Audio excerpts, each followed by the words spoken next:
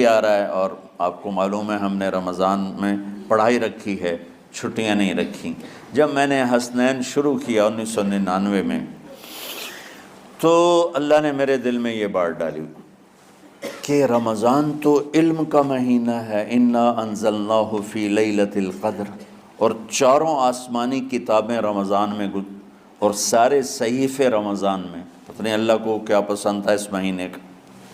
حضرت ابراہیم علیہ السلام پر چھوٹی کتابیں اتریں یکم رمضان کو، حضرت موسیٰ علیہ السلام پر تورات اتری 2 رمضان کو، حضرت داؤد علیہ السلام پر زبور اتری 6 رمضان کو، حضرت عیسیٰ علیہ السلام پر انجیل اتری 12 یا 18 رمضان کو، اور اللہ کے نبی پر قرآن اترا فی لیلۃ القدر، لیلۃ القدر میں اترا۔ تو سارا آسمانی علم رمضان میں اترا۔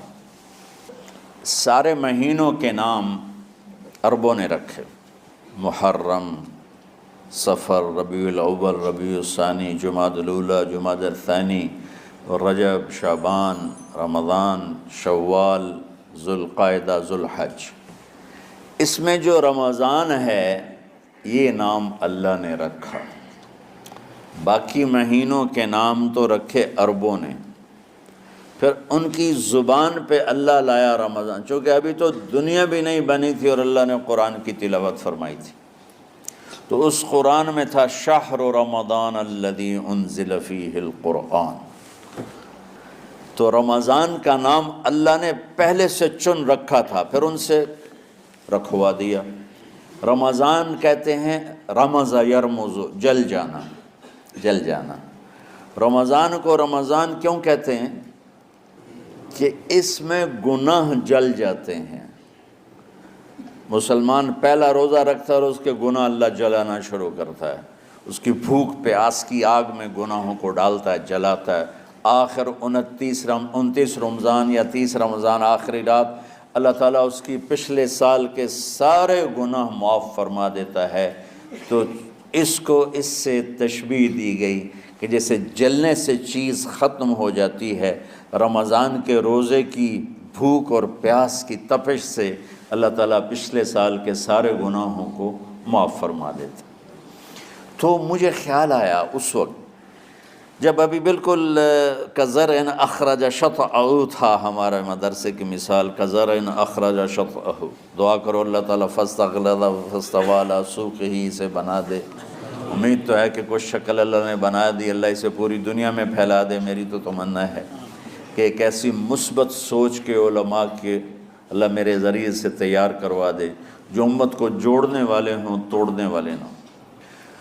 تو اللہ تعالیٰ آپ کو مثبت بنائے۔ رمضان میں چونکہ سارا علم اترا تو مجھے خیال آیا کہ ہمیں رمضان میں چھٹی کرنا تو ایک ایسی عادت ہے، کوئی سنت تو ہے نہیں، تو مجھے رمضان میں پڑھائی کروانی چاہیے، چاہے تھوڑی ہوگی، روزے کی بھوک بھی ستائے گی اور رات کے جاگنے کی وجہ سے نیند بھی ستائے گی، لیکن اس میں ایک لفظ سینکڑوں لفظوں پہ بھاری ہوگا غیر رمضان۔ تو میں کراچی گیا اور مفتی تقی صاحب دامت برکاتہم سے سب سے پہلے جا کے مشورہ کیا کہ حضرت میں چاہتا ہوں کہ رمضان میں چھٹی نہ ہو، پڑھائی ہو۔ اس وقت رمضان سردیوں میں تھا، تو وہ بڑے خوش ہوئے، کہنے لگے یہ تو بہت اچھی بات ہے۔ وہ تو اتنے بڑے ہاتھی کے پاؤں میں سب کا پاؤں، اتنی بڑی ہستی نے، وہ صرف پاکستان کا سرمایہ نہیں پوری امت کا سرمایہ ہے۔ تو ان کی اس بولنے نے مجھے ہمت دے دی۔ تو پھر میں نے یہاں آ کر تو ہم نے رمضان میں سبق شروع، اس وقت ذرا میری ہمت تھی تو میں رات کو پڑھاتا بھی تھا، بیان بھی کرتا تھا۔ تو ہم نے رمضان میں شروع کی کہ یہ رحمتوں کا مہینہ، ہر چیز کی برکت کا مہینہ، ہر شے کی اللہ کی طرف سے فراوانی اس میں ہے، علم کی بھی، ہدایت کی بھی، رزق کی بھی۔ غریب سے غریب آدمی بھی سموسے بنا کے بیٹھا ہوتا ہے، پکوڑے بنا کے بیٹھا ہوتا ہے، اور دسترخوان پہ ایک کی بجائے 3 چیزیں پڑی ہوتی ہیں۔ چاہے رمضان کے بعد سب کے پیٹ خراب ہوں، ایک واری تک کھانے دی تباہی پھیر دیں، روزے کا مقصد ہی فوت ہو جاتا ہے۔